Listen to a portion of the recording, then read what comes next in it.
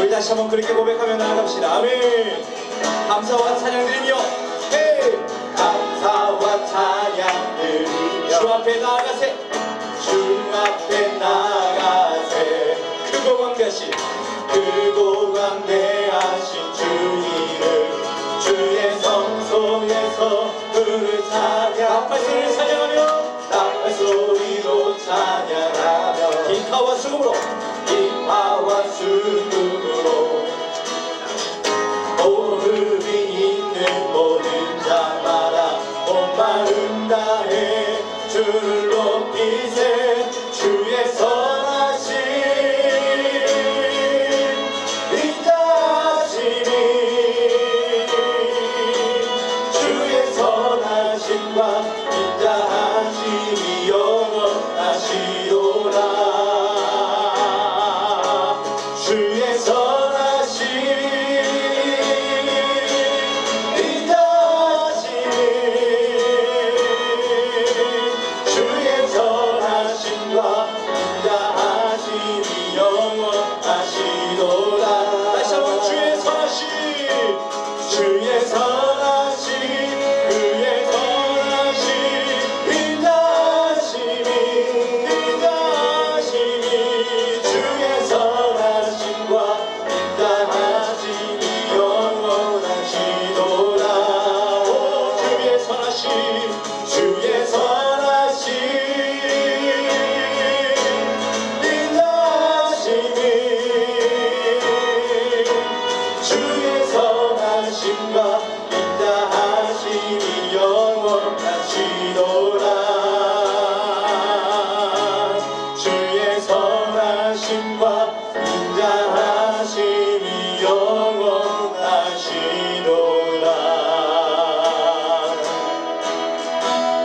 주의 선하심 인자하심이,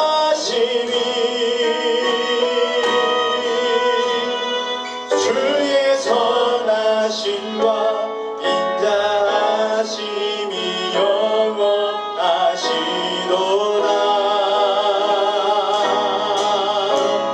주의 선하심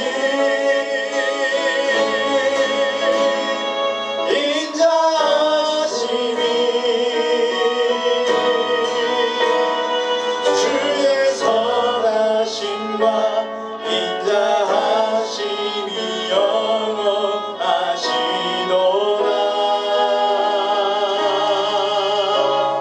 주의 선하심과 인자하심이 영원하시도다.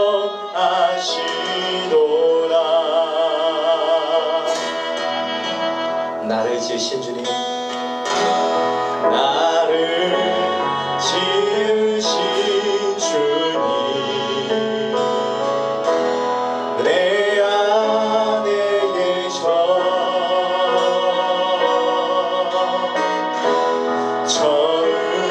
처음부터 내 삶을 그의 손에 있었죠.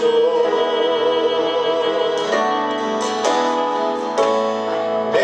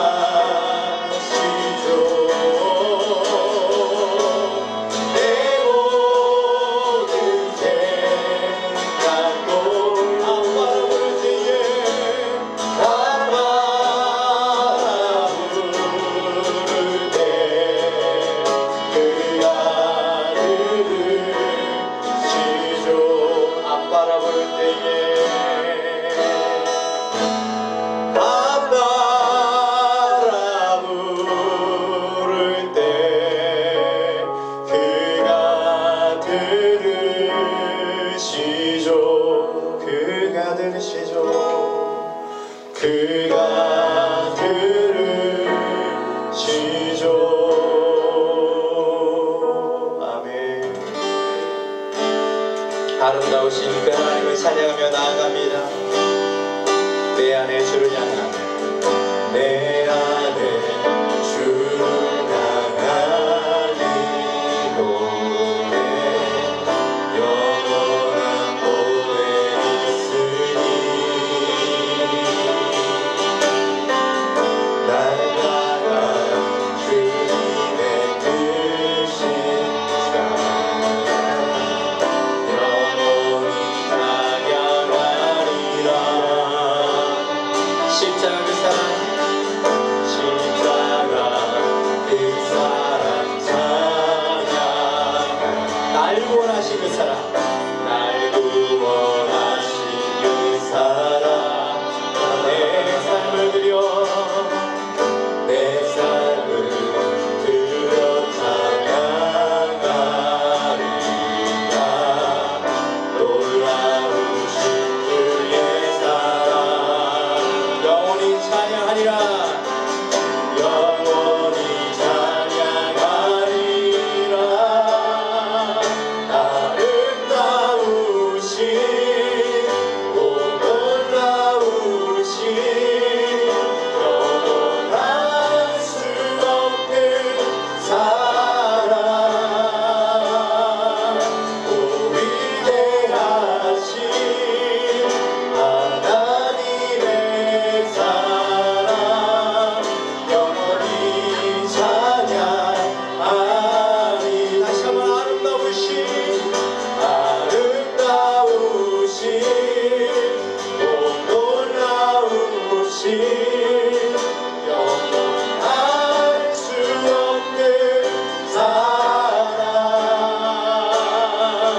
오 위대하신 하나님의 사랑 영원히 찬양하리. 주와 같은 분 없네. 주와 같은 분은 없네. 이 세상 그 누구도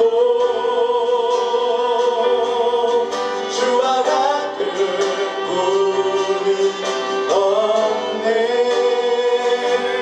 누구도 이길 수 없네. 주와 같은 분은 없네. 이 세상 그 누구도 주와 같은 분은 없네. 누구도 이길 수 없네. 주와 같은 주와 같은 분은 없네. 이 세상 그 누구도 주와 같은 분은 없네. 누구도 이길 수 없네. 아름다우신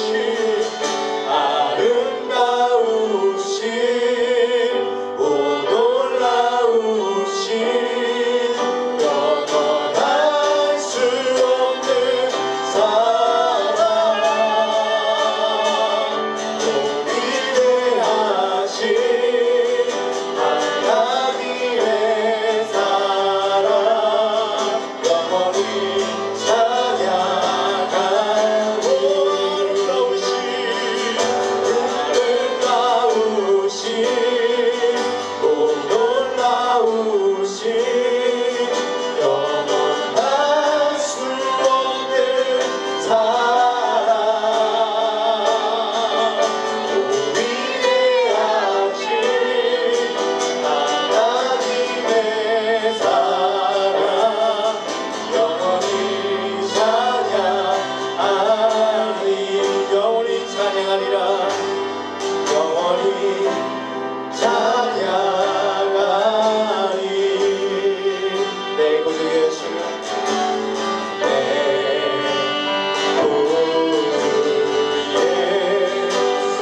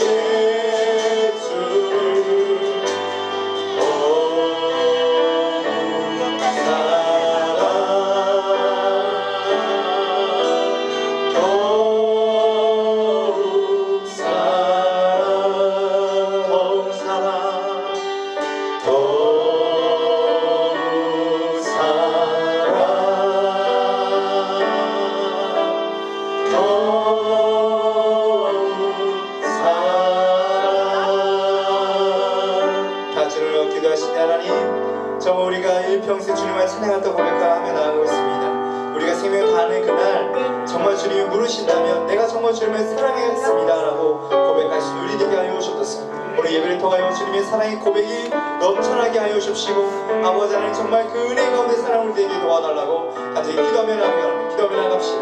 아버지 하나님 감사합니다. 우리 가운데 그 사랑의 마음이 날마다 넘쳐나게 도와주시고 하나님의 한 뜨거운 사랑이 하나님의 한 뜨거운 열정이 그 아버지 거룩해질 수 있도록 넘쳐날 수 있도록 역사하시고 보호하여 주옵소서. 날마다 아버지 내 인생 고백이 정말 주님의 사랑했습니다라고 하는 고백이 넘쳐날 수 있도록 우리 인생 가운데 동의해 주시고 아버지 함께하여 주옵소서. 주님 동의하여 주옵소서. 우리 인생 가운데 역사하시라고 하잖아요. 아버지 하나님 능력이 하나님의 손에 아버지 하나님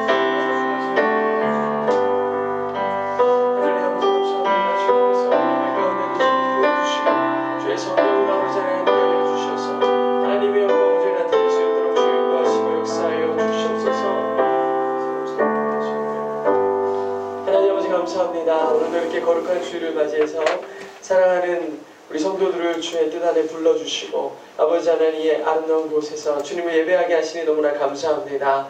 한 주간의 삶을 돌아보면 아버지 하나님 우리가 정말 힘들고 공고한 시간을 보냈던 그 터널을 지나 아버지 하나님 이 새로운 한 주의 시작의 주일에 하나님 앞에 달려나와 모든 짐을 내려놓고 주의 능력을 더 힘입어서 한 주를 또 살아가고자 합니다. 오늘 공급하시는 그 말씀과 우리 삶의 고백들, 이 찬양들이 하나님께서 부으시는 놀라운 은혜의 시작이 되게 하시고 하나님 더욱더 굳세게 붙잡는 귀한 시간으로 삼아 주시옵소서. 오늘 이 예배 가운데 함께 하실 주님을 기대하고 또 감사드리며 사랑 많으신 예수님의 이름으로 기도드립니다. 아멘. 우리 시간에 또 우리 오랜만에 또 이렇게 만나는 지체들도 있고 그런데 우리 서로 인사하고 또 축복하면서 잠깐 우리 교제하고 나아가겠습니다. 지금 밖에 비가 많이 오는데 이게 오늘하고 쉽지 않았을 텐데 우리 잠깐 서로 인사하고 한 주간 잘 지냈는지 또 서로 안부도 좀 묻고 그렇게 하도록 하겠습니다. 우리 한 2분만 교제하고 갈게요.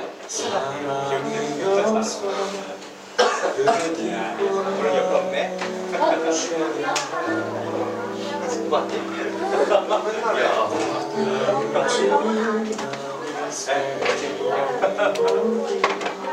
저기 어딘가요? 네? 누나 일러 봤어요? 지금 사이드에 할렐루야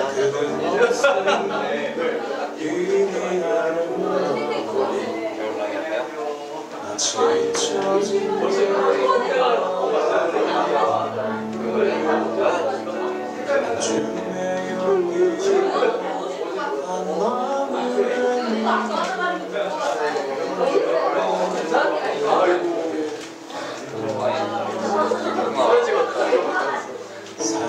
좀 잡구만. 어제 어딜 갔는데? 오래 걸렸어? 차 놀 데가 없어? 종이 엄청 많고 오늘 주차장 다 무료인데 오늘 비 와가지고 다 들어가구나? 걸어가려고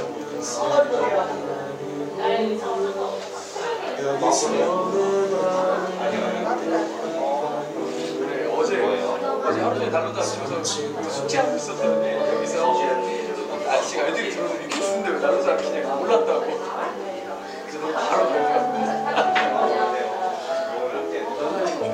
살려그러면 못 몰라 살려그러면 그랬어? 추워가지고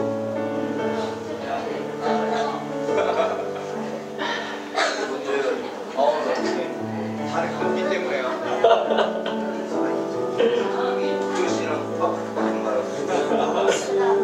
건조해가지고 그러구나. 차 안에다가 가습기 하나 설치해요. 전화해 추천 하나 받아가지고. 네, 오늘 또 이렇게 만나니까 너무 좋습니다.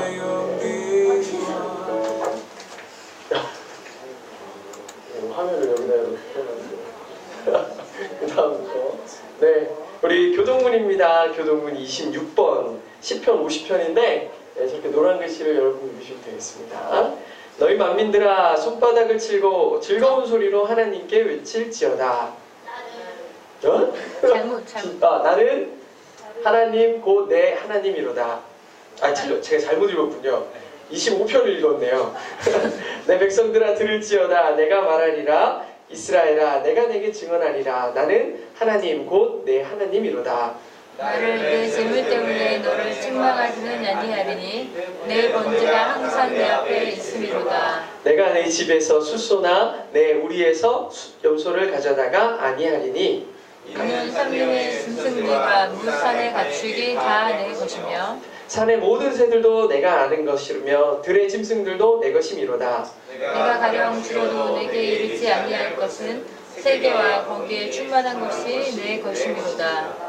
내가 숫소의 고기를 먹으며 염소의 피를 마시겠느냐? 감사로 하나님께 제사를 드리며 지정하신 이에게 내 선을 갚으며 환난 날에 나를 부르라. 내가 너를 건지리니 내가 나를 영화롭게 하리로다. 아멘. 기도하겠습니다. 하나님 감사합니다. 오늘도 이렇게 우리 동익교회를 축복하여 주시고 이렇게 귀한 우리 사랑하는 가족들과 함께 예배하게 하시니 감사합니다.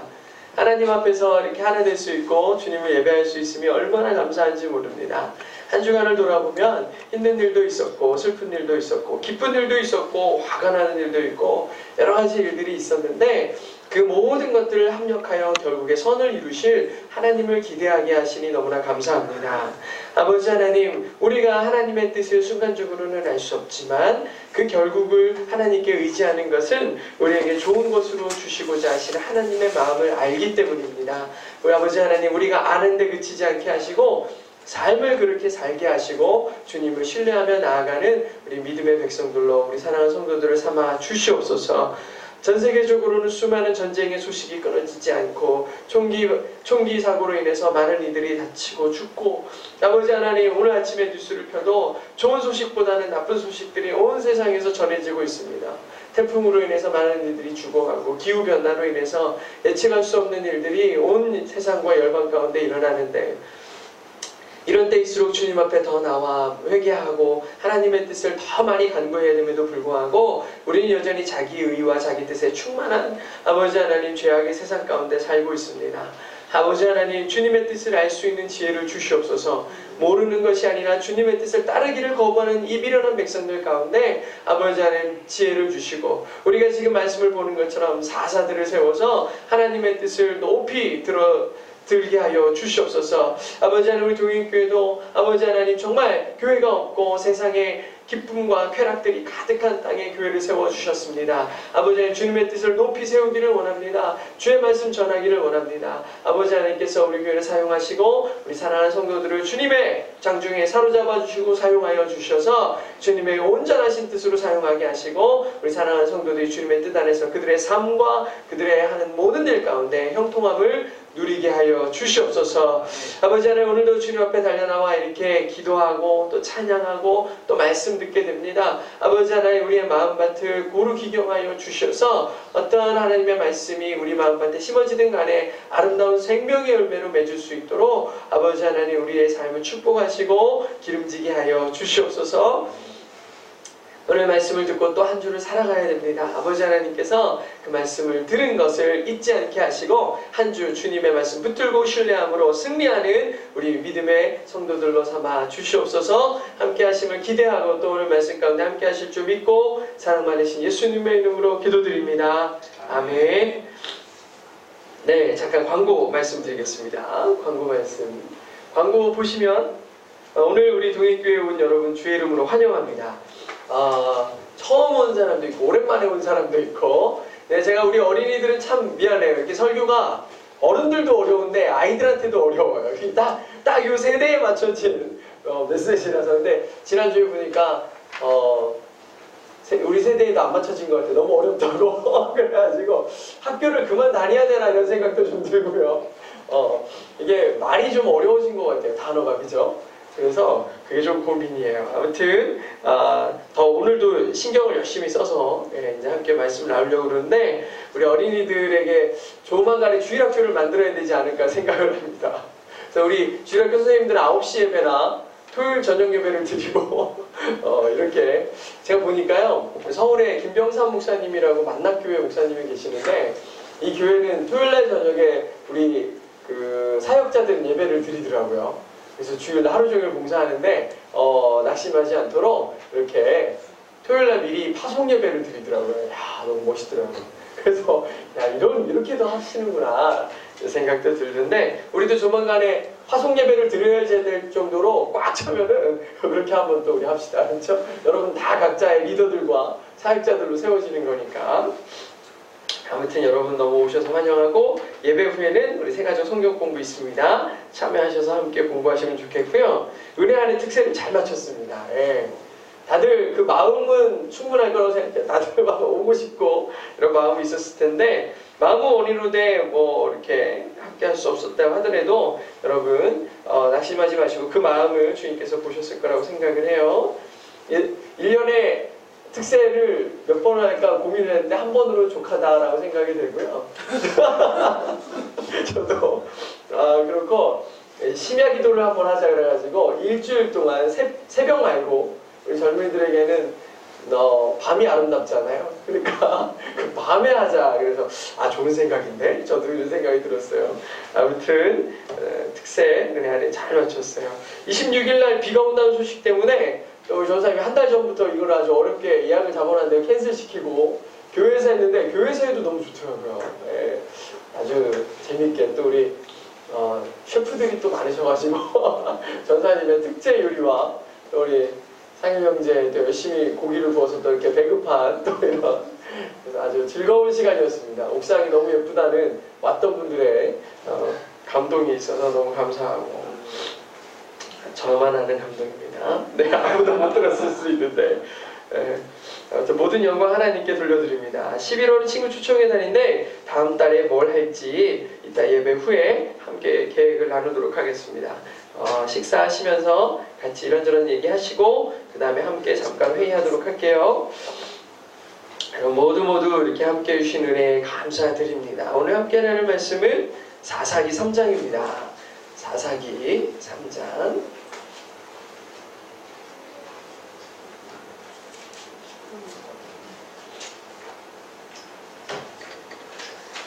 사사기 3장 7절부터 11절까지인데요.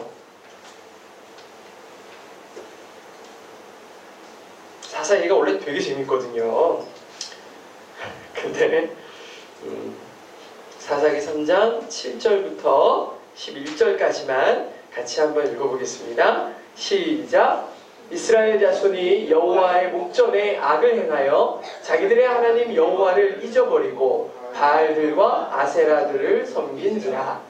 여호와께서 이스라엘에게 진노하사 그들을 메소포다미아 왕 구산 리사다임의 손에 파셨으므로 이스라엘 자손이 구산 리사다임을 8년 동안 섬겼더니 이스라엘 자손이 여호와께 부르짖음에 여호와께서 이스라엘 자손을 위하여 한 구원자를 세워 그들을 구원하게 하시니 그는 곧 갈렙의 아우 그나스의 아들 온니엘이라. 여호와의 영이 그에게 임하셨으므로 그가 이스라엘의 사사가 되어 나가서 싸울 때에 여호와께서 메소포다미아 왕 구산 리사다임을 그의 손에 넘겨주심에 온니엘의 손이 구산 리사다임을 이기니라.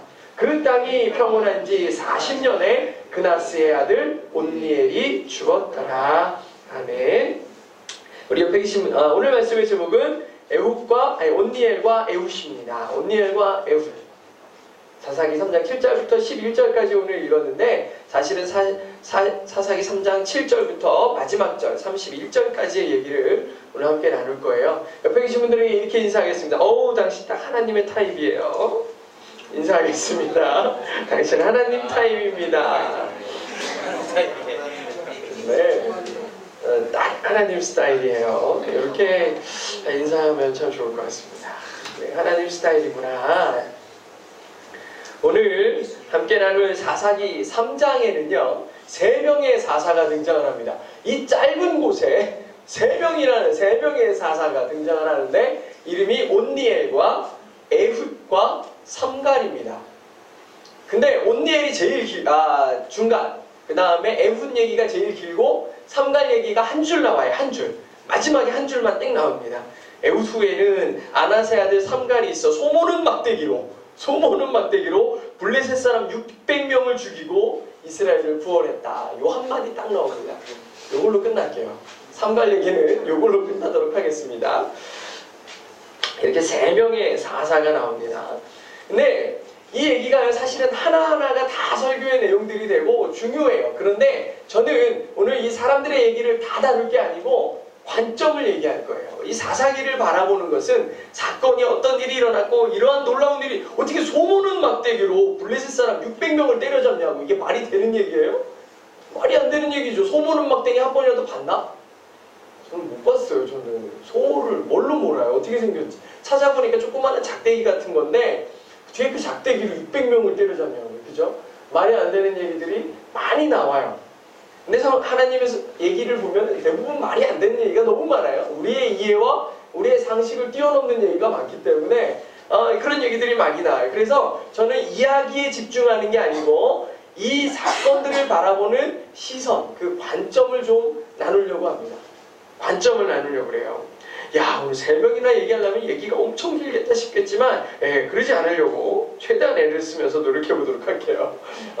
하나님의 시선이 중요해요. 그리고 그 시선을 우리도 갖는 게 중요해요. 하나님의 시선으로 이 시대와 이 시간들을 바라보는 게 중요하거든요. 그래가지고 오늘부터 이 나누는 사사기의 대부분의 말씀들은 관점을 볼 거예요. 내가 하나님의 마음을 갖게 해주세요, 하나님의 시선을 갖게 해주세요라고 얘기할 때 가장 좋은 방법은 뭐냐면 성경에서 하나님의 시선으로 바라본 사건들을 보는 거예요. 하나님의 시선에 보기 좋았더라에 우리는 반응해야 되겠고, 보기에 좋지 않은 일들에는 뭐 해야 돼요? 저렇게 하면 안 되겠다 하면 되는 거예요. 근데 우리는 꼭 성경에서 보면요, 안 좋은 것들에 반응해요. 괜찮은데, 괜찮은데, 그렇게 나아가요. 그래가지고 이 문제가 되는데, 우리는 정확하게 하나님이 원치 않으시는 것, 하나님이 원하시는 것을 잘 구분해가지고 원하시는 대로 행동하려고 애쓰고 수고했으면 좋겠어요. 우리가 오늘 서로에게 인사한 당신은 하나님 타입이에요 라고 하는 인사는 하나님의 뜻을 따르는 사람이에요. 우리가 보통 그렇죠. 야, 이 사람 딱 내 스타일인데, 딱 내 스타일인데 얘기할 때 내 스타일이 안 되는 순간은 뭐죠? 내 뜻과 생각지도 못했던 일이 상대방에게 일어나는 거야. 나는 이래서 이 사람이 좋았는데 나중에 조금 더 알고 보니까 얘는 원래 이런 사람이 아니었던 경우가 있죠. 그래서 우리는 뭐라고 얘기하죠? 성격 차이라고 얘기하죠. 그런데 꼭 우리가 사람들이 결혼하고 이혼할 때 보면 그런 얘기 하잖아요. 그죠? 성격 차이로 헤어지게 된다. 그러니까 사실은 숨겨두고 또 이렇게 마음속에 내가 표현하지 않았던 것들, 사랑하기 때문에 드러나지 않았던 것들이 이제 나중에는 드러남으로 인해서 헤어지고 깨지고 이러는 경우가 많아요. 우리가 하나님 타입이었는데 하나님의 처음에 막 신앙을 시작할 때 하나님이 원하시는 대로 반응하려고 막 애쓰다가 어떤 일정한 시간이 지나기 시작하면 뭐가 나와요? 내 마음속에 있는 내 생각과 내 뜻이 나오기 시작하는 거예요. 하나님의 뜻을 몰라서 그런 게 아니고 하나님의 뜻을 알면에도 불구하고 내 마음과 내 뜻이 나오기 시작하죠. 우리는 그걸 우상이라고 얘기합니다. 우리는 이렇게 많은 얘기들이 있지만 그럼에도 불구하고 여러분에게 축복하는 것은 여러분 모두가 하나님의 타입되기를 축복합니다. 하나님이 사랑하는, 하나님이 기뻐하시는 자들 되기를 원해요. 지난주에 제가 왜 이렇게 어려웠나 했더니 매번 서론을 얘기할 때는 늘 어려워요. 성경의 개론을 얘기하고 이 책들의 개론을 얘기할 때는 항상 어려운데 제가 그래서 짧게 정리를 했어요. 사사기 1장과 2장은 개론 1, 2라고 할 수 있는데 사사기 1장, 원래 오늘 개론 2를 해야 되는데 그걸 안 했어요. 그냥 안 하려고요. 너무 어렵다 그래서. 사사기의 개론을 잘 정리해보자면 뭐냐면 이스라엘 백성들이 1장 우리가 지난 시간에 배울 때 뭐 했어요? 이스라엘 백성들이 요단강을 건너가지고 사사기래요. 그 가나안 땅을 점령하잖아요. 쫙 점령하기 시작해요. 1장 중반까지는 이스라엘 백성들이 싸움을 얼마나 잘하나 다 이겨내가지고 막 몰아내는 장면이 나오죠. 근데 마지막 1장 17절에 뭐라 그래요? 다 몰아내다가 유다의 백성들이 다 몰아내다가 마지막에 한 족속을 몰아내지 못했는데 이유가 뭐였죠? 철기를 갖고 있었다 그랬잖아요. 얘네들 무기는 철이라서 못 몰아냈더라 라고 돼 있어요. 참 안타까운 얘기예요. 아무튼 막 거대한 전쟁 얘기와 막 이런 얘기가 있지만 결국은 뭐였죠? 예수 그리스도 하나님의 책망은 뭐였죠? 너희가 내 말 뜻에 순종하지 않았다 그랬어요. 백성들은 다 몰아내지 못하고 자기들은 못했다고 얘기하는데 결국엔 뭐다? 하나님의 뜻은 몰아내지 않은 거였죠. 아는 것과 못한 것은 할 수 있는데 안 한 거죠. 이스라엘 백성들이 자기의 능력으로 언제 그들과 싸웠습니까? 하나님이 싸워주신 거죠. 그런데 하나님의 싸움을 기대하지 않고 내 생각에 못하겠다 그래가지고 못한다 얘기했던 거예요. 하나님의 시선에서는 안 한 거예요. 사사기의 배경, 그 베이스는 다 이거예요. 하나님의 뜻에 순종하지 않는 자들에 대한 얘기가 쭉 나오는 거예요. 하나님의 명령에 순종하지 않은 자들의 얘기가 나오는 거예요. 그래서 하나님이 분노하시는 거예요. 그리고 이 불순종은 마치 아담과 하와의 때와 같이 우리 마음속에 각자의 사람들 속에 씨앗으로 심어져 가지고 때가 되면 뭐예요? 나와가지고 다 자라나서 열매를 맺는 거예요. 불순종이. 참 안타깝죠. 1장과 2장을 볼 때 가장 처참한 기록은 뭐냐? 2장 10절이에요. 그 세대의 사람들도 다 조상들에게로 돌아갔고 이 그 세대의 사람들은 누구냐면요. 원래 그 출애굽 1세대는 다 어디서 죽었죠? 광야에서 다 죽었어요. 그리고 딱 두 사람만 살아서 들어왔는데 여호수아와 갈렙이 들어왔죠. 근데 여호수아 갈렙이 장사를 지냈어요. 근데 여호수아 갈렙이 들어올 때 데리고 왔던 사람들, 그 사람들이 누구야? 그 세대의 사람들이에요. 이 사람은 홍해를 건너는 것을 경험했는지는 모르겠지만 못 경험했겠죠. 근데 뭐는 경험했어요? 요단강이 멈추는 걸 경험했어요. 요단강을 건너려고 할 때 어떻게 했어요? 강이 멈추고 그 강이 벽처럼 세워지는 것을 봤잖아요. 물이 못 내려오는 거예요. 요단강이 벽처럼 세워진다는 말이 무슨 말인지 잘 모를 텐데 요단강은 굉장히 이 물이 빠른 물이에요. 저 갈릴리 호수에서부터 사해까지의 격차가 몇백 미터예요. 그래가지고 거기서부터 물이 엄청나게 빠르게 흘러가거든요. 그런데 그렇게 빠르게 흘러가는 물이 멈췄으니 어떻게 되겠어요? 물 막아보세요. 처음에 우리 막 비 오고 그러면 막 물 쫄쫄 흐를 때 이런 거 댐놀이 이런 거 안 하나요? 요즘에는 안 하는군요. 네, 옛날에만 했군요. 그러면은 막 막으면은 모래로 막 막으면은 조금 터지면 막 쏟아져 나오잖아요. 금방 쏟아져 나와요. 그런데 그 물이 세워진 거예요. 그리고 여리고성을 점령하는 걸 봤죠. 근데 그런 하나님의 놀라운 기적을 경험한 세대들이 다 어떻게 했더라? 죽었어요. 그 다음 얘기가 가장 불쌍해요. 그 후에 일어난 세대, 아버지의 기적을 보았던 바로 그 다음 세대들이 여호와를 뭐 했다? 알지 못했대요. 알지 못하고 여호와께서 이스라엘 위에 행하신 일도 알지 못했다 그렇게 써놨어요. 알지 못했다? 어떻게 이럴 수 있죠? 아버지가 경험한 세대의 일들이 아들에게 이어지지 않는 경우가 있을까? 다 알죠. 아버지가 밤만 되면은 아빠 재밌는 얘기 해줘 막 이러면 야 봤냐? 너 강물 멈추는 거 봤어? 막 이러면서 얘기 안 해줬겠냐고요. 다 얘기해줬겠죠. 여리고성 우리 한 번도 싸우지도 않고 벽이 무너졌다. 첫날에 그냥 돌았어. 둘째 날에도 돌았어. 마지막 날에 막 모여가지고 나팔을 불고 소리 지르니까 벽이 다 무너지는 거야. 뭐 이런 얘기를 왜 안 했겠냐고요. 아들들에게 했겠죠. 다 이 기적을 얘기했을 거라고요. 그런데 뭐 했다? 그 다음 세대는 이 일을 알지 못했다 그런 거예요. 알지 못했다. 이거 정말 놀라운 충격 아닙니까? 근데 이게 알지 못했다라는 말이 성경에서 저기서 쓰는 말이 뭐냐면 진짜 이거를 완전히 모른다 이런 뜻이 아니고 하나님의 뜻을 더 이상 하나님의 뜻으로 살지 않았다라는 뜻이에요. 그러면 반대로 그 위에 세대의 그 사람들은 그래도 하나님을 뭐 했다? 믿었다, 따랐다 이렇게 얘기하는 거예요. 그런데 그 다음 세대에게는 이 세대의 삶이 영향을 주지 못하는 거예요. 하나님이 하신 일을 모르는 게 아니라 더 이상 하나님께서 구원하신 아버지 세대의 그 일들이 이 세대, 그 다음 세대에게는 영향을 주지 않는다는 거예요. 불과 한 세대 만에 이 일이 일어났어요. 근데 이런 일들은 엄청나게 이 세대 가운데 일어나요. 우리나라는 다릅니까? 우리나라도 똑같잖아요.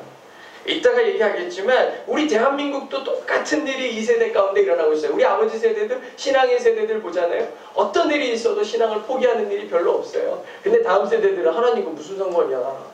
이렇게 얘기하는 사람들이 되게 많아요. 우리가 사사기를 우리의 현실을 비추는 거울로 삼아야 되는 이유예요. 이게 잘 봐야 돼요. 하나님을 알지 못하는 세대에게 이 사사의 시대가 시작되는데 사사기는요 잘 생각해야 돼. 이스라엘 민족은 하나님이 내가 너를 지키겠다, 내가 너를 보호하겠다고 얘기한 약속과 그리고 하나님의 엄중한 심판 사이에 있었던 그 순환의 고리, 그 긴장의 고리가 있는 책이에요. 제가 여러분 여러분 주보에다가 이렇게 순환 고리를 하나 만들어놨어요. 제가 사실은 한글로 된 거를 찾고 싶었는데 별로 이쁜 게 없었어요. 그래서 이렇게 써놨어요. 혹시 되게 짜증나고 화가 나면은 네. 참아라. 네, 참으시고요. 이거를 뭐라 그러냐면 이 긴장의 사이클, 사사의 사이클이라고 그래요. 이게 그 외국에서는 아주 유명한 이 사이클이에요. 왜냐면은 이게 너무 리얼하거든요. 너무 리얼해가지고 다 아는 거예요. 그래서 이거를 잠깐 먼저 설명드릴게요. 하나님께서 이스라엘의 타락을 얘기하면서 2장 11절부터 19절까지 이거를 기록해놨어요. 여러분 거기다 표현해놨는데 2장 11절에 보면 이래요. 여러분 이건 머릿속에 한번 넣어놓으면 돼. 별로 어려운 건 아니에요. 그냥 너무 우리도 다 아는 뻔한 스토리예요. 2장 11절에서 보면은 거부가 일어나요. 이스라엘 자손이 여호와의 목전에서 악을 행하여 바알을 섬기며 애굽 땅에서 그들을 인도하여 내신 그들의 조상들의 하나님 여호와를 버리고 다른 신들 곧 그들의 주위에 있는 백성들의 신들을 따라 아까 누구? 가나안 사람들의 신을 따라서 그들에게 절하여 여호와를 진노하게 하였으되 곧 그들이 여호와를 버리고 바알과 아스타롯을 섬겼다 그랬어요. 하나님을 거부하는 거가 시작이에요. 이 이스라엘 민족의 이 사사의 사이클의 시작은 하나님을 거부하는 거예요. 하나님을 거부했어요. 하나님을 버리고 악을 행하고 바알을 섬겼다 그랬어요. 그런데 두 번째는 뭐 했어요? 여호와께서 하나님께서 그 악을 행하는 모습을 보고 화가 나시겠어요? 안 나시겠어요? 화나시겠죠. 하나님의 진노가 임합니다. 하나님의 진노예요. 그래서 여호와께서 이스라엘에게 진노하사 그랬어요. 사사기 2장 14절에 좀 전에 13절까지 2장 14절에 하나님이 진노하세요. 세 번째는 뭐예요? 그래서 하나님께서 징계하세요. 너 잘못했으니 혼나야겠다 얘기하시는 거예요. 그리고 징계하시는데 징계가 엄청 무서워요. 하나님의 징계는 엄청 무서워요. 노력하는 자의 손에 넘겨주사 했는데 노력하게 내비두셨다는 거예요. 원래 보호하시는 하나님인데 보호하지 않겠다 그러는 거예요. 그들이 노력을 당하게 하시며 또 주위에 있는 모든 대적의 손에 팔아 넘기심에 그들이 다시는 대적을 당하지 못하였으며 옛날에는 싸움만 하면 다 이겼는데 이제는 못 이기는 거예요.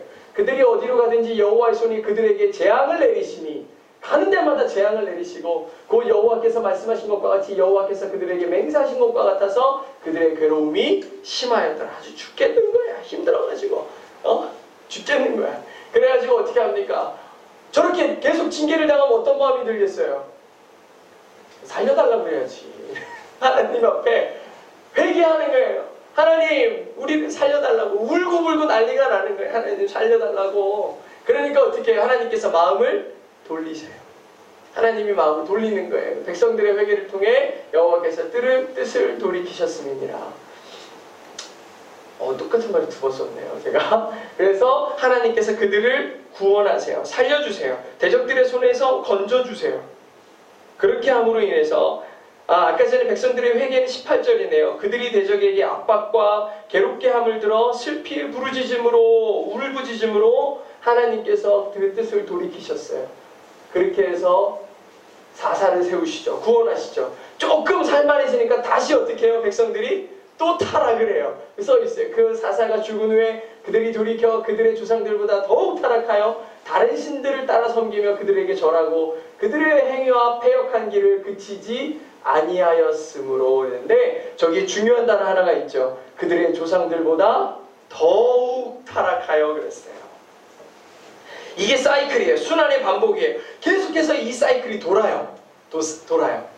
이게 짧게 표현되기도 하고 제대로 표현되기도 하는 그 차이만 있을 뿐이지 이게 계속 돌아요.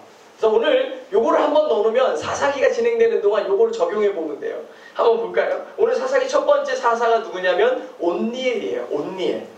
온니엘이라는 사람인데 이 사이클을 한번 잘 보세요. 7절에 보니까 뭐라고 나와요? 이스라엘 자손이 여호와의 목전에서 악을 행하여 첫 번째 사사가 등장합니다. 하나님 여호와를 잊어버리고 바알들과 아세라들을 섬긴지라 그랬어요.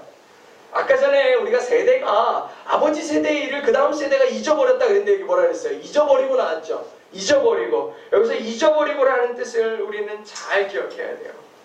이 온니엘에 보면은 하나님 여호와를 잊어버렸다라는 표현이 있는데 여기 있는 있다라는 말은 기억을 못하는 게 아니에요. 겨우 한 세대 차이에 이런 일이 일어날 수 없죠. 우리도 똑같은 일이 이 세대의 반복 속에 일어나고 있어요. 더 이상은 하나님을 안다는 이유로 내가 정복당하지 않겠다 이런 생각이에요. 우리 엄마 하나님이지 내 하나님이야? 나 어렸을 때 억지로 다녔어? 억지로 엄마 손이 엄마가 맨날 끌고 다녔어. 아빠가 교회 안 가면 나 죽인다 그래가지고 간 거야. 그러면서 시간 딱 지난 다음에 뭐라 그래요? 대학교 가고 자기 마음대로 되면은 자기가 자기의 의사결정이 되기 시작하면 나는 부모의 하나님을 더 이상 믿지 않겠다예요. 이게 뭐예요? 이즘이에요. 이즘. 하나님을 몰라요? 하나님을 모르는 게 아니야. 더 이상 하나님으로 살지 않겠다는 선언을 뭐라고 썼어요? 하나님을 잊은 자로 여기는 거예요. 이스라엘의 하나님이 누군지 무엇을 원하시는지 다 알고 있지만 더 이상 그 뜻을 내가 따르고 싶지 않다는 거예요. 원치 않는다는 거예요. 여기에 문제가 있어요. 지금 이 시대의 영적인 문제도 여기에서 기인하는 거예요. 다른 데 이유가 있는 거 아니에요. 우리는 어떤 게 진실인지 지적으로는 동의해요. 그런데 우리가 진짜 삶의 동기, 내 마음을 바꾸는 능력이 말씀에 있지 않고 내 삶의 방향이 하나님께 있지 않은 게 영적인 문제의 시작이에요. 뭐다? 하나님을 잊어버린 거예요. 하나님을 잊어버리는 거예요. 더 이상 하나님의 말씀이 우리를 통제하지 못하도록 우리가 살아가는 거예요. 우리가 마치 이 믿음의 문제는 이 양동이에 담긴, 한겨울날 양동이에 담긴 물과 같은 거예요. 계속 저어주거나 흔들어주지 않으면 금세 뭐 하기 시작해요? 얼어버리기 시작하는 거예요. 금세 얼어버려. 계속 방치하면 계속해서 얼어버려서 꽁꽁 얼어붙고 말아버리는 거예요. 내 마음속에 하나님의 말씀을 이렇게 들어서 사람 움직이게 만들어야 되는데 그냥 둬. 화석화되는 거야. 말씀을 모르는 게 아니라 아무런 영향력을 주지 못하는 것으로 남게 만드는 거야. 하나님의 말씀을요. 하나님의 비전을 예배의 감격과 기도와 하나님을 향한 찬양으로 녹여내야 되는데 그렇게 하지 않고 그냥 우리 안에 우상이 가득 차도록 하나님의 말씀은 있지만 그냥 두는 거예요. 7절까지 보세요. 여호와 하나님을 잊어버리고 뭐 했다? 바알과 아세라를 섬겼다 이랬어요. 자기 마음대로 사는 거예요. 근데 이런 백성을 하나님은 그냥 두지 않으셨어요. 저는 여기서 한 가지 문제가 있어요. 우리가 그리스도인들로서 하나님이 개입하는 거 별로 안 좋아해요. 하나님이 내 삶에 개입하는 거 별로 안 좋아해요. 하나님 뭐 이런 것까지 그러세요? 응? 왠지 자유를 속박하는 것 같고 제가 예전에도 한번 우리 청년들에게 이런 질문을 했었어요. 야, 하나님은 왜 우리에게 자유의지라는 걸 주셔놓고 자기 마음대로 하시냐? 왜 자기 뜻대로 안 하시면은 괜히 막 화내시고 징계하시냐? 이런 질문을 한번 했었어요. 근데 제가 이런 생각을 했어요. 어느 날 그 아이의 손을 이렇게 잡고 가다가 아이가 자기 마음대로 논다고 막 뛰어놀아요. 근데 어떤 아저씨가 와가지고 아이한테 와가지고 야, 내가 맛있는 거 사줄게. 그럼 가자. 그러는 거예요. 그때 아이가 맛있는 거요?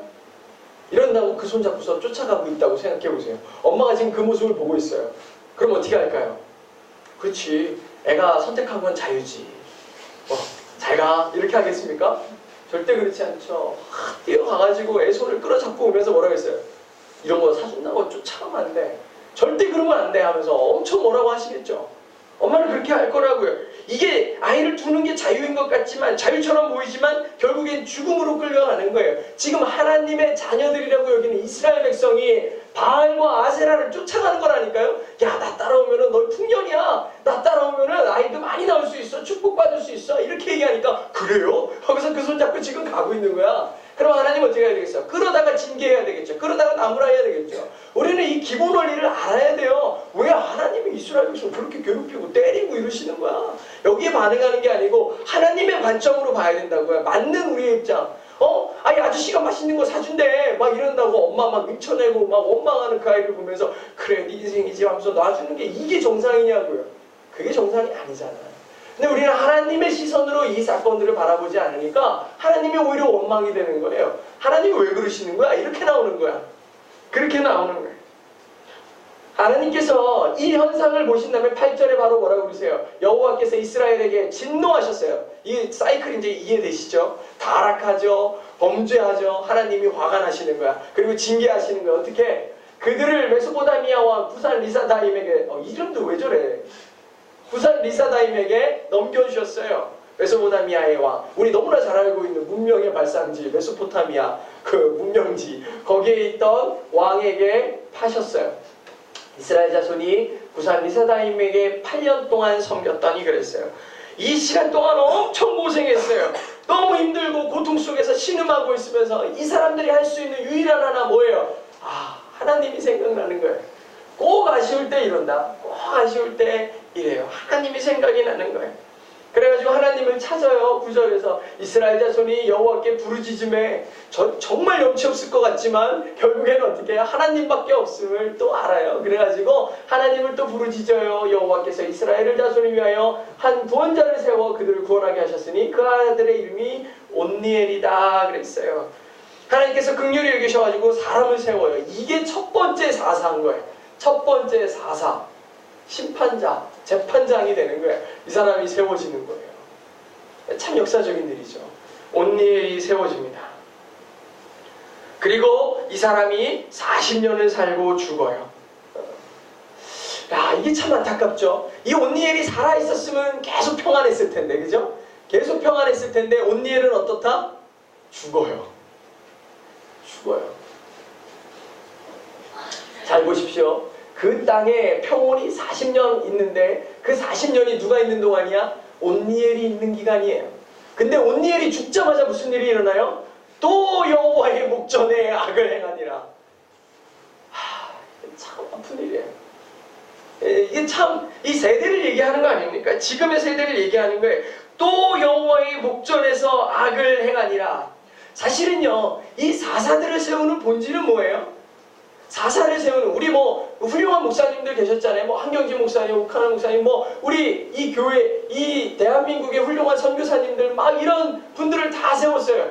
그렇게 세대를 이끄는 분들이 죽었다고 해서 내 신앙도 죽어야 되냐? 그렇지 않죠. 그들을 세우셔서 쓰신 하나님을 보라고 사사기는 있는 거예요. 사사들을 세워지는 거라고. 근데 우리는 뭐만 봐요? 눈에 보이는 것만 보는 거예요.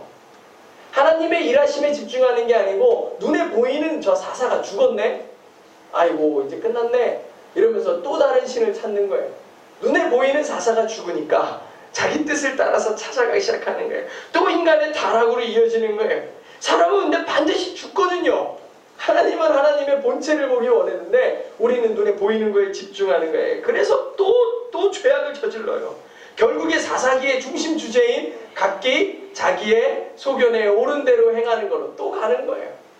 또 가요. 또 하나님은 또 그래도 화가 나신다 안 나신다. 또 화나신다. 그래가지고 또 범죄하니까 또 모압의 통치에서 고통을 겪게 하죠. 이 고통으로 이스라엘 자손은 또 하나님께 부르짖고 또 살려달라 그래요. 그래서 또 긍휼을 베푸시고 사사를 세웁니다. 근데 저는 이렇게 반복되는 이야기를 보면서 여러분 아마 굉장히 또 짜증이 날 거예요. 마음속에서부터 쭉 올라올 거야. 뭐 이런 것들이 다 있어. 이런 생각이 들 거예요. 근데 이번에 좀 특별한 사람을 세웁니다. 좀 특별한 사람이에요. 누구냐? 에훗이라는 사람이에요. 그는 베냐민 사람 게라의 아들 왼손잡이 에훗이라 써놨어요. 또 여기다가 특이하게 써놨죠. 온니엘은 아무런 결점이 없었어요. 유다의 자손으로 하나님께서 이 사사들에게 가나안 공격할 때 제일 먼저 유다 보냈잖아요.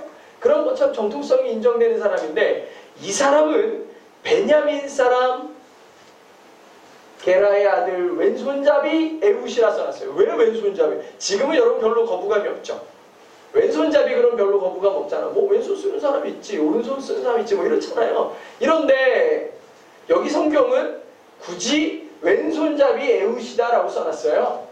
근데 되게 재밌는 아이러니가 있는데 저 베냐민이라는 말은 원래 벤야민 이렇거든요. 벤이라는 말이 뭐냐면 아들이에요. 야민은 오른손이에요. 그래서 뭐예요? 오른손잡이 아들의 족속에서 나타난 왼손잡이 에훗이에요. 예, 참 아이러니죠. 아이러니입니다. 근데 여기가 왜 왼손잡이가 중요하냐면 성경은요 기본적으로 오르다, 오른손이라는 말이 굉장히 좋은 뜻이에요. 선한 뜻이에요. 오른쪽이라는 말 그러면은 right이죠. 그럼 우리 뭐예요? 맞다 그랬다고 that's right 이러잖아요. 맞다 이러잖아요. 오르다 그러면 다 오른쪽, 옳다 이런 뜻이에요. 하나님 우편에 두고 계셔요. 예수 그리스도 나의 중보자로 계시잖아요. 하나님의 오른손 그럼 뭐예요? 강한 손 이런 뜻이에요. 오른쪽이라는 말이 다 좋은 뜻인데 지금 에훗은 뭐예요? 왼손잡이에요. 에훗은 왼손잡이입니다. 굳이 왼손잡이라고 써놨어요. 아마 이 사사기의 기록을 살펴보던 초대 성도들은요 이 말 부분을 읽으면서 굉장히 경악했을 거예요. 왼손잡이? 뭐야? 이런 말들이 막 생겨났을 거예요. 어쨌든 왼손잡이라는 말이 매우 놀랐을 거예요. 그러면 왜 하나님은 굳이 왼손잡이 에훗을 썼을까? 왜 사용하셨을까? 라고 의문이 들 거예요. 이거 잠깐만 살펴볼 거예요. 에훗이요. 지금 하는 역할이 뭐였냐면 곡물을 지금 이스라엘을 정복하고 있는 나라가 누구냐면 모압이라는 땅이에요. 모압의 에글론이라는 왕이 지금 정복하고 있는데 보통 정복당하면 뭐하죠? 자기의 수확물들을 곡물로 바쳐요. 근데 그 곡물을 바치는 사람으로 에훗을 썼어요. 그래서 에훗이 사람들과 함께 곡물을 다 가지고 이 에글론 왕에게, 이 모압 왕 에글론에게 다 곡물을 바치는 일을 했어요. 다 바쳤어요. 사람들을 다 보냅니다. 그리고 에훗이 다시 돌아와서 에글론에게 얘기를 해요. 왕이시여, 내가 긴히 할 말이 있어요. 라고 얘기해요. 근데 이 에글론을 상징하는 단어가 17절에 나오는데 뭐라고 그러냐면 곡물을 모압 왕 에글론에게 바쳤는데 에글론은 매우 비둔한 자였더라 그랬어요. 비둔하다라는 말이 뚱뚱하다는 얘기거든요, 원래. 근데 이게 그냥 뚱뚱하다라는 그 외향을 지적하는 모양이 아니고 영적으로도 굉장히 비둔하다라는 뜻을 의미하는 거예요. 비둔하다는 게 무슨 뜻일까요? 욕심이 많고 탐욕적이고 그렇다는 뜻이에요. 굳이 성경에서 이렇게 써놨어요. 그래가지고 에글론에게 이 에훗이 가가지고 왕이시여, 할 말이 있습니다. 긴히 할 말이 있습니다. 무슨 뜻이에요? 자기에게 어떤 유익이 있을지 기대하게 만드는 말투였어요. 그러니까 에글론이 자기 신하들 다 나가라 그래. 다 나가라 그러고 따라와. 그래가지고 자기 방으로 데리고 가요. 그때 에훗이 오른쪽에다가 숨겨놨던 칼을 꺼내서 이 에글론을 죽여요. 에글론을 죽여요. 여기서 왜 에훗을 썼을까가 나옵니다. 왜 그러냐면 여기서 에훗이 왼손잡이다라는 표현을 서술할 때 굉장히 중요한 표현이 있는데 오른손을 쓰지 못했다라는 뜻입니다. 이거는. 그러니까 즉 오른손이 뭐 장애가 있거나 또는 어떠한 사고로 인해서 다친 거예요. 오른손을 못 써서 왼손을 쓰는 사람이에요. 근데 왼손잡이라는 것은 사회적으로 굉장히 모멸받고 모자랐던 사람인데 이 에훗이 다가와서 이 에글론 왕에게 할 말이 있습니다 라고 얘기할 때 오른손도 잘 쓰고 기골이 장대하고 힘이 좋으면 신하들을 물렸겠냐고요. 조용히 내 방으로 데리고 왔겠냐고요. 그렇지 않았겠죠. 저 인간이 뭐 나한테 무슨 해를 가하겠어. 이런 마음을 놓으면서 따라와 그래 무슨 말인데 하면서 마음을 편하게 놓을 수 있도록 허락하는 조건이었던 거예요. 연약한 조건이었던 거죠. 아무것도 아니었는데 그런 자를 들어서 하나님은 자신의 도구로 사용하셨던 거예요. 하나님의 선택은 때로 우리가 이해할 수 없는 경우가 많아요. 왼손잡이 에훗을 세우신 것도 당시 사람들에게는 말도 안 되는, 이해가 안 되는 일이었어요. 그런데 하나님은 항상 일반적이고 당연한 방법으로 역사하지 않으신다는 것을 그 세대의 사람들에게 그리고 이 성경을 읽는 사람들에게 보여주고 싶었던 거예요. 에훗이 이 기회를 통해 모압을 몰아내고 몇 년의 평화가 있냐? 80년의 평화가 있어요. 엄청난 기간이죠. 엄청나게 오랫동안 하나님의 평화를, 하나님의 누리시는 평화를 보게 됩니다. 그리고 또 악을 저지르고 아까 얘기했던 소모는 막대기로 블렛 사람 600을 쳐 죽인 삼갈이 등장하죠. 사실은 우리는 오늘 벌써 3명 다 살펴봤어요. 이제 끝날 겁니다. 사사기가 이렇게 어려운 책일 줄은 생각을 못했는데 다들 어려워하는데 우리는 성경을 이렇게 책으로 보고 있으니까 아주 시간을 평면적으로 봐요. 그죠? 시간이 일어났네, 배반했네, 죄를 지었네, 하나님이 진노하시네, 하나님이 징계하시고 회개하고 주께로 돌아오는구나. 이거를 이렇게 평면적으로 보니까 그렇지 우리가 지금 살고 있는 시대를 보잖아요. 이러한 반복을 평면으로 보니까 답답한 거예요. 너무 뻔한 일들이 일어날 게 당연하거든. 그러니까 답답해요. 왜 이렇게 하나님 말을 안 들어? 이러면서 답답해요. 근데 우리가 살아가면서 겪는 일들은 다음의 일들이 뭔지 모르니까 입체적으로 생각하면은 답답하지 않고 내가 똑같이 이스라엘처럼 하나님을 잊고 미련하게 행동하는 자들로 살고 있어요. 여러분 이게 별로 안 와닿죠? 지금 우리나라 6.25 전쟁이 일어난 지 몇 년 된지 아십니까? 1950년에 일어났으니까 딱 67년 됐죠. 67년 됐어요. 68년 정도 됐어요.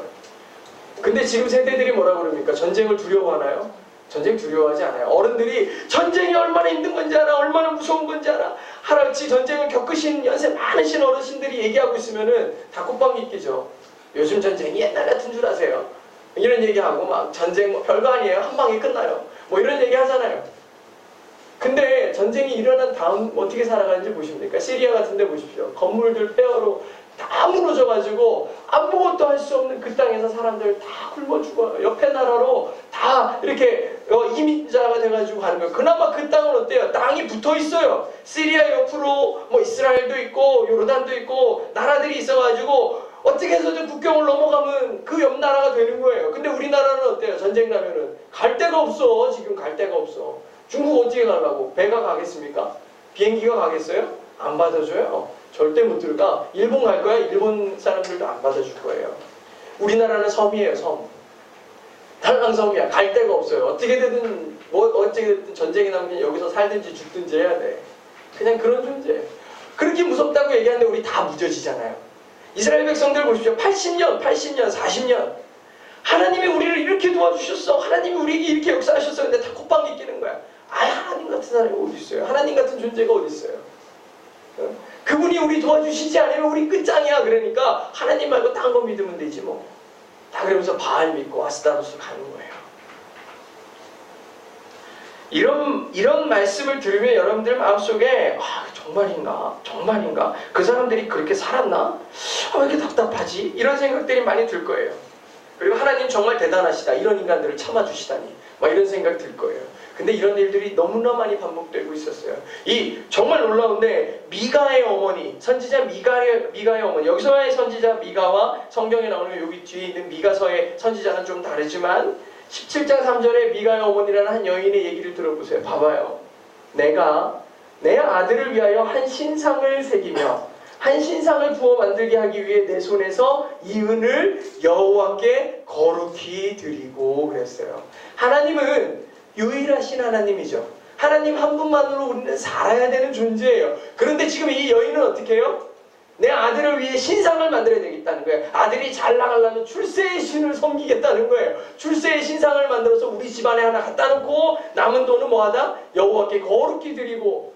하나님을 안 믿어요? 하나님 믿어요. 하나님 믿는데 또 마음속에 또 다른 신이 있고 또 다른 신이 있는 거예요. 하나님은 하나님이고 그 다음에 출세를 위해 출세의 신. 어이구 우리 아이가 결혼해가지고 이제 아이를 낳을 때가 됐네. 출산의 신으로 또 믿기 시작하고 여기 가서 믿기 시작하고 또 저기 가서 또 다른 신을 섬기고 야 나 돈 벌어야 돼. 그러면 돈으로 따라가는 거예요. 권력의 신, 출세의 신으로 다 수많은 신들을 지금 저렇게 신상을 만들진 않겠지만 내 마음속에 하나님의 자리만 내버려두고 나머지는 다 이방의 우상들로 채워놓는 모양이 사사의 시대를 살아갔던 이스라엘의 사람들이라면 우리와 똑같은 모양인 거야.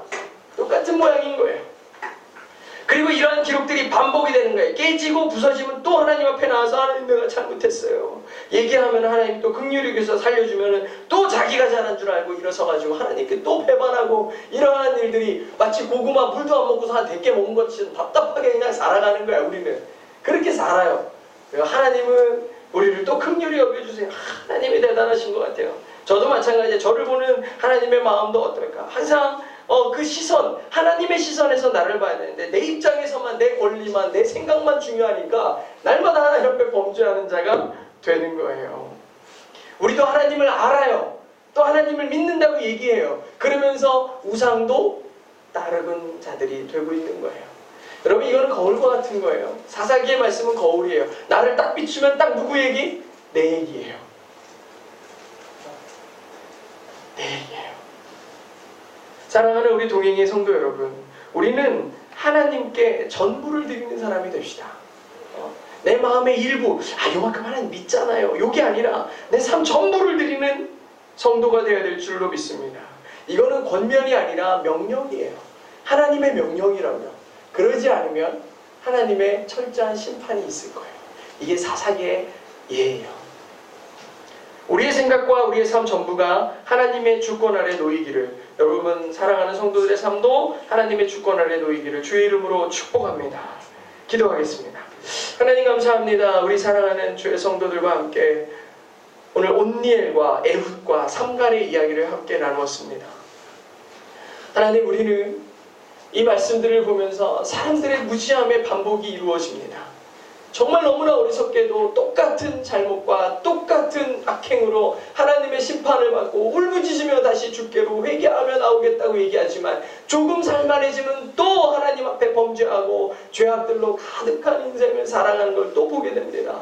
근데 이 모습이 왠지 익숙하지 않은 건 우리의 삶도 똑같이 반복되면서 하나님 앞에 깨지고 돌아오고 다시 나의 윤택함과 얻어진 것들을 가지고 또 자랑하며 하나님을 무시하고 우상으로 따라가는 우리의 반복되는 신앙의 사이클과 너무나 닮아 있다는 것을 보게 됩니다.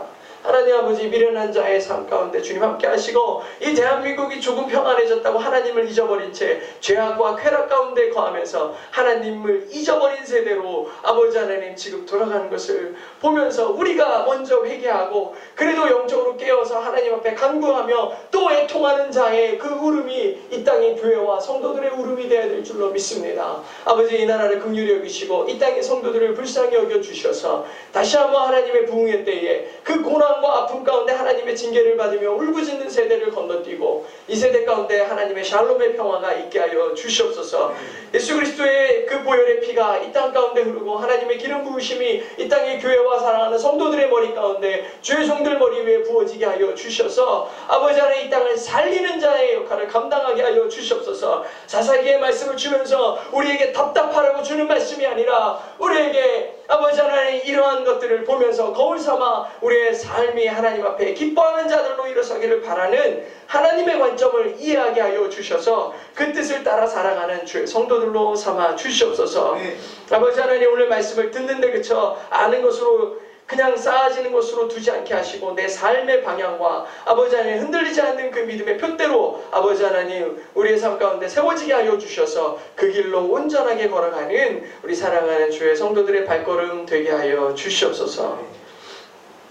하나님 아버지, 오늘 이 시간 귀한 힘을 드린 손길이 있습니다. 아버지 하나님, 예물이 쓰여지는 것마다 하나님의 은혜가 드러나게 하여 주시옵소서. 비록 우리가 적은 것으로 드릴지 모르지만 하나님께서는 그곳 가운데 축복하여 주셔서 30배, 60배, 100배의 열매를 맺게 하시고 잃어버린 영혼들이 주께로 돌아오며 하나님을 기뻐함으로 찬송하는 아주 중요한 열매의 씨앗으로 우리의 귀한 예물을 사용하여 주시옵소서. 아버지 하나님, 정말 넉넉하지 않은 가운데 하나님의 것을 하나님으로 알아드렸사오니 하늘의 문을 여시고 축복하여 주셔서 아버지 넉넉히 들이묻고도 남음이 있는 아버지 하나님 그 가게의 풍성함을 아버지 허락하여 주시옵소서.